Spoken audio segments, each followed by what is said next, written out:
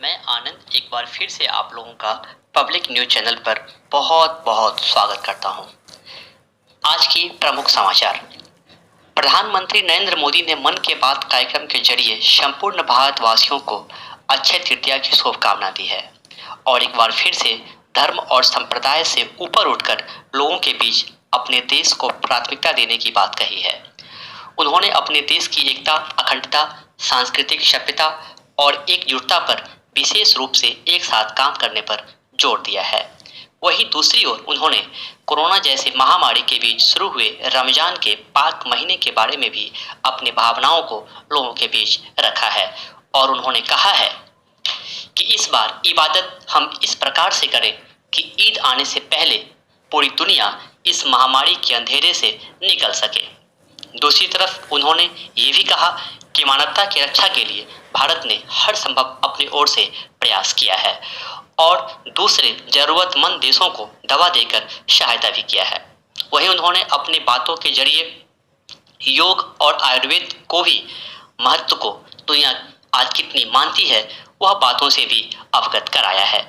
जहां आज पूरा विश्व अपने इम्यूनिटी पर जोर देकर योग को सहर्ष स्वीकार किया है, वहीं प्रधानमंत्री मोदी ने भारत के युवाओं से आयुर्वेद की प्रचार प्रसार और उसके महत्व को दुनिया के बीच रखकर उसे स्वीकार करवाने की जिम्मेदारी दी है और साथ ही साथ मास्क की अनिवार्यता को लेकर भी एक अहम बात उन्होंने कही। उन्होंने छोटे से कहानी के जरिए मास्क पहनने वालों को सभ्य समाज से जोड़कर अपने ही पुराने अंदाज में मास्क की अहमियत कितनी है आने वाले समयों में उस बात से उन्होंने अवगत कराने का प्रयास किया है। दूसरी तरफ लॉकडाउन 3 मई को खत्म हो रहा है और अब सबके मन में सिर्फ एक ही सवाल है कि क्या लॉकडाउन फिर बढ़ेगा। केंद्र सरकार के तहत काम कर रहे 11 विशेष समूह में भी सारी स्थितियों की लगातार समीक्षा कर रहे हैं। पब्लिक न्यूज के सूत्रों के अनुसार 3 मई के बाद विभिन्न राज्यों में अलग अलग छूट का दायरा बढ़ाया जाएगा और कोरोना मुक्त क्षेत्रों में गतिविधियों की सीमाओं के भीतर सामान्य करने की कोशिश भी की जाएगी। कुछ क्षेत्रों को लॉकडाउन से मुक्त भी करने का प्रयास हो सकता है, लेकिन एक राज्य से दूसरे राज्य में मुक्त आवाजाही की संभावना अभी फिलहाल नहीं दिख रही है। लॉकडाउन के दौरान लोगों को तमाम छूट देने के बीच सरकार ने 3 मई के बाद के लिए तैयारियां जोर शोर से शुरू कर दी है। देश के विभिन्न हिस्सों में कोरोना संक्रमित लोगों की संख्या में हो रही इजाफा के चलते इसे पूरी तरह हटाए जाने की संभावना अभी बहुत ही कम लग रही है। दूसरी तरफ इसके स्वरूप में बदलाव करने व कुछ क्षेत्रों में छूट देने की संभावना है।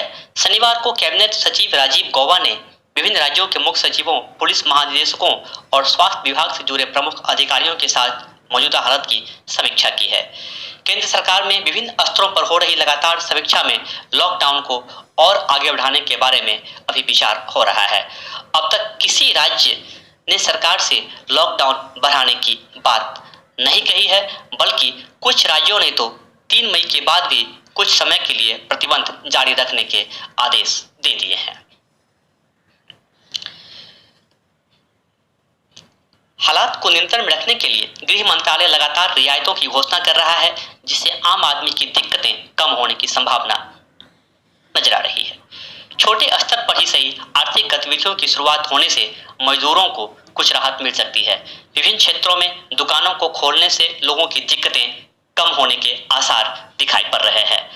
सूत्रों के अनुसार विभिन्न एजेंसियों का मानना है कि जब तक संक्रमित मरीजों की संख्या में कमी आना शुरू नहीं होगी, उसके पहले लॉकडाउन समाप्त करने से ज्यादा खतरे हैं।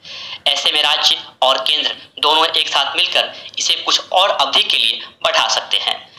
27 अप्रैल को प्रधानमंत्री के विभिन्न राज्यों के मुख्यमंत्रियों के साथ होने वाले संवाद के बाद आर्थिक मदद, प्रवासी मजदूरों की समस्या और कुछ स्थानों पर छूट, खासकर जहां कोरोना अभी नहीं है, जिस जिले में कोरोना मुक्त गतिविधियां हैं, उसके बारे में मुद्दा उठा सकते हैं। अधिकांश राज्य अभी इसे पूरी तरह समाप्त करने के पक्ष में बिल्कुल ही नहीं है।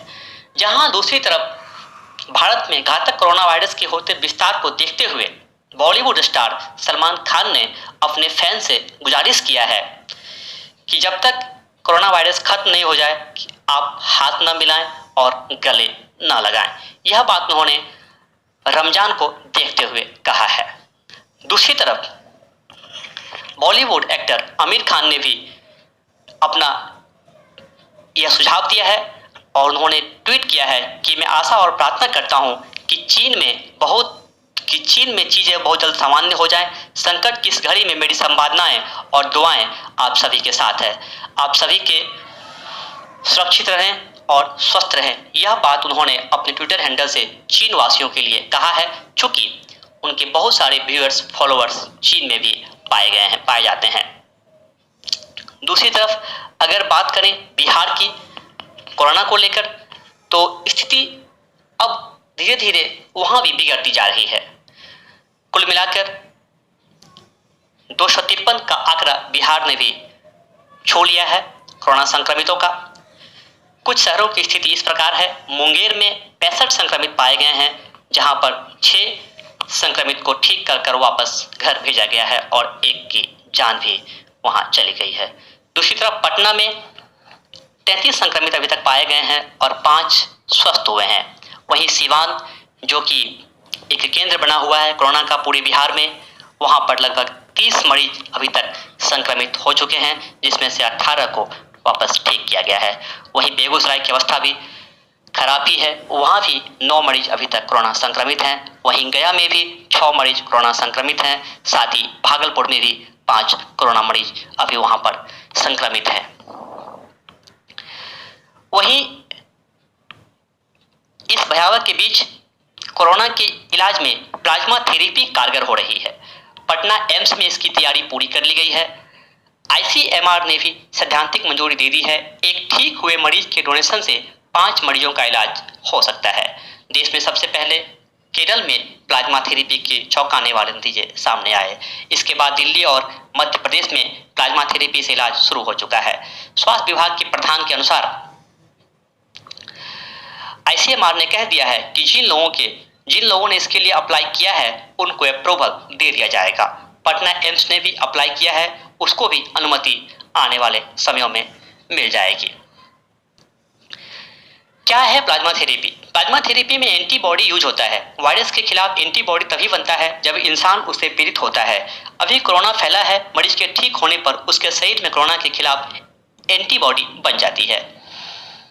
इसके काम करने के तरीके इस प्रकार होते हैं। कोरोना के मोटे तौर पर 3 स्टेज होते हैं। पहले वायरस शरीर में जाता है, दूसरे में यह फेफड़ा तक पहुंचता है और तीसरे में शरीर इससे लड़ने एंटीबॉडी ही वायरस लड़ाई करता है और इसे मारने की कोशिश करता है, जो सबसे खतरनाक स्टेज होता है। दूसरे स्टेज तक हम प्लाज्मा थेरेपी का इस्तेमाल कर सकते हैं। तीसरा स्टेज बहुत ही खतरनाक होता है। यहाँ कोई भी थेरेपी या कोई भी मेडिकल की व्यवस्थाएं इस बीमारी को ठीक नहीं कर सकती है। दूसरी तरफ दिल्ली की बात करें तो दिल्ली में 111 नए मरीज 24 घंटे के अंदर पाए गए हैं, जिसमें 3 पुलिसकर्मी भी कोरोना से पीड़ित हुए हैं। अभी के लिए फिलहाल इतना ही। बाकी देश दुनिया की तमाम खबरों के लिए आप देखते रहिए पब्लिक न्यूज। घर में रहिए, स्वस्थ रहिए, सुरक्षित रहिए और अधिक से अधिक मात्रा में कोविड-19 की तमाम अपडेट के लिए लाइक कीजिए पब्लिक न्यूज, शेयर कीजिए पब्लिक न्यूज, सब्सक्राइब कीजिए पब्लिक न्यूज और देखते रहिए पब्लिक न्यूज। आपका बहुत बहुत धन्यवाद।